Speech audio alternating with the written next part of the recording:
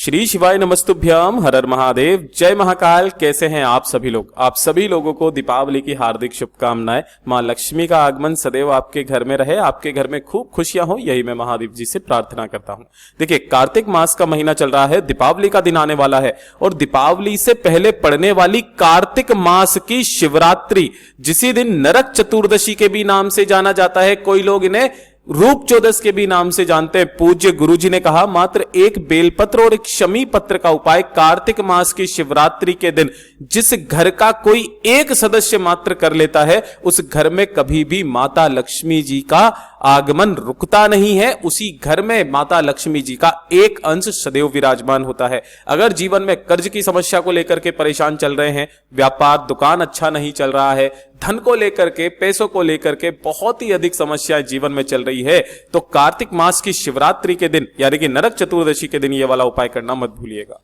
पूज्य गुरुजी की कथा से सुन करके और समझ करके पूरे उपाय को बड़े ही आसान भाषा में आपको बताऊंगा, परंतु उससे पहले आप सबसे एक छोटी सी प्रार्थना। जो लोग पहली बार आए हैं, चैनल को सब्सक्राइब जरूर कीजिएगा और वीडियो को लाइक करके देव आदिदेव महादेव का कोई सा भी प्यारा नाम कमेंट बॉक्स में लिखना मत भूलिएगा। इस पूरे वीडियो में हम 3 महा उपायों के बारे में बात करेंगे, जो कि आपको कल के दिन यानी कि कार्तिक मास की शिवरात्रि नरक चतुर्दशी के दिन करने ही करने हैं। ध्यान से सुनना, समझने की कोशिश करना। सबसे पहले बात करते हैं पहले वाले उपाय की, जो कि आपको एक बेलपत्र और एक शमी पत्र का उपाय करना होता है। पूज्य गुरुजी ने कहा, पूरे साल में सिर्फ एक ऐसा दिन होता है जिस दिन आपको यह उपाय करना होता है, वो है कल का दिन, कार्तिक मास की शिवरात्रि का दिन। करना क्या है कि अगर आपके घर में धन, पैसा, इन्हें लेकर के परेशानियां बहुत ज्यादा है, खर्चे बहुत ज्यादा हो रहे हैं, पैसा बिल्कुल नहीं बच रहा, कर्ज लेने की नौबत आ गई है ना, घर में धन की संपदा की कमी खत्म ही नहीं हो रही है, तब आपको यह वाला उपाय करना है। पूज्य गुरुजी ने कहा, परिवार के कोई भी एक सदस्य को यह काम करना है, मात्र एक बेलपत्र आपको लेना है। ये जो बेलपत्र होना चाहिए वो कहीं से भी कटा फिटा नहीं होना चाहिए, एकदम सुंदर सी बेलपत्र लेना, और एक लेना होगा शमी का पत्ता। शमी का पत्ता लेने का क्रम मैंने कई बार अपने वीडियोस में बताया। यहां से तोड़ोगे, ये जो पूरा गोले में बनाया ये एक शमी का पत्ता है, ठीक है। तो एक शमी का पत्ता और एक बेलपत्र, साथ ही साथ एक लोटा शुद्ध जल तांबे के कलश में।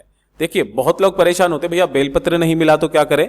तब आप महादेव की शिवलिंग पर जो बेलपत्र चढ़ाए है उसे धोकर के, स्वच्छ जल से धोकर के काम में ले सकते हैं, ठीक है।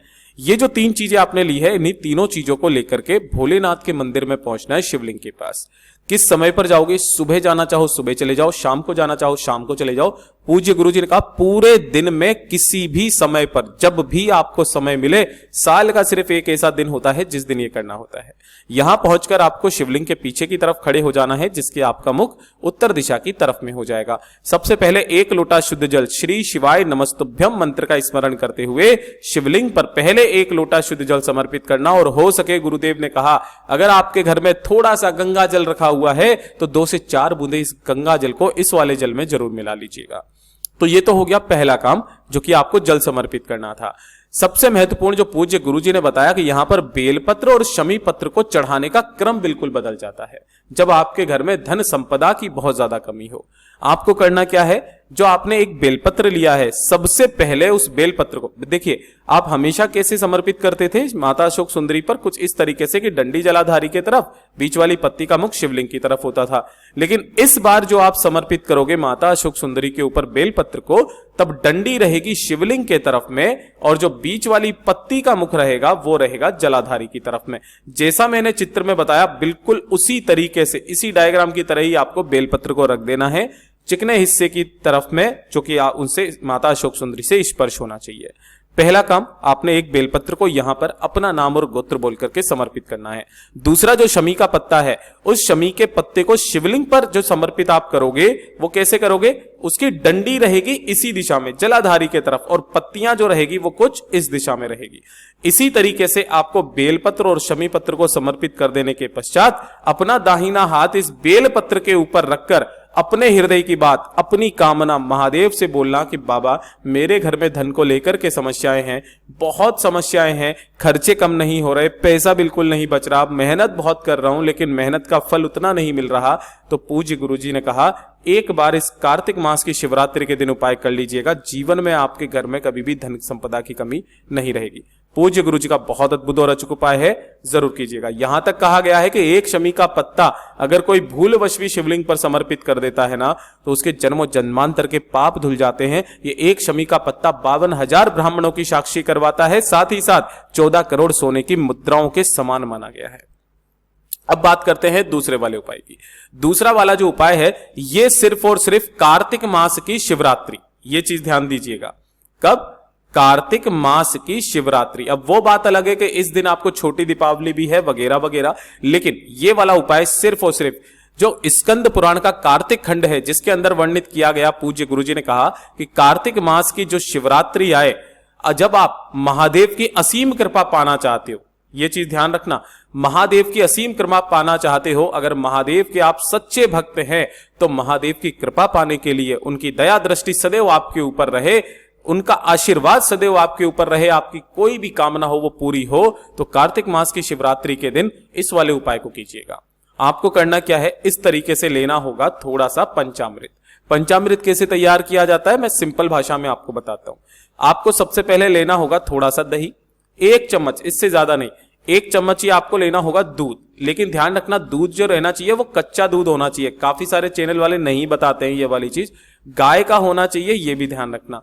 तो दही लेना है, गाय का कच्चा दूध लेना है, गाय का ही घी लेना है, चाहे आप आधा चम्मच ही लो, ठीक है। उसके बाद में थोड़ी सी मिश्री ले लेनी है और थोड़ा सा ले लेना होगा आपको शहद।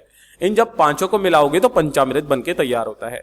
काफी सारे लोग अच्छा बनाने के लिए इसके अंदर कुछ एक मखाना डाल देते हैं, साथ ही साथ ड्राई फ्रूट्स भी डाल देते हैं, इसके अंदर थोड़ा सा गंगा जल मिला देते हैं, लेकिन ये जो 5 चीजें होती है पंचामृत के अंदर, वो डालना सबसे महत्वपूर्ण है।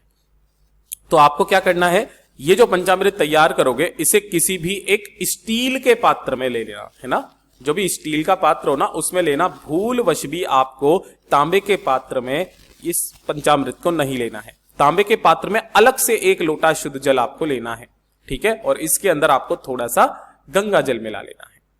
इन दोनों को लेकर के पहुंच जाना है भोलेनाथ के मंदिर में, शिवलिंग के पास में। सबसे पहले यहां पहुंचोगे, उत्तर दिशा नॉर्थ डायरेक्शन की तरफ में मुख करके खड़े हो जाना।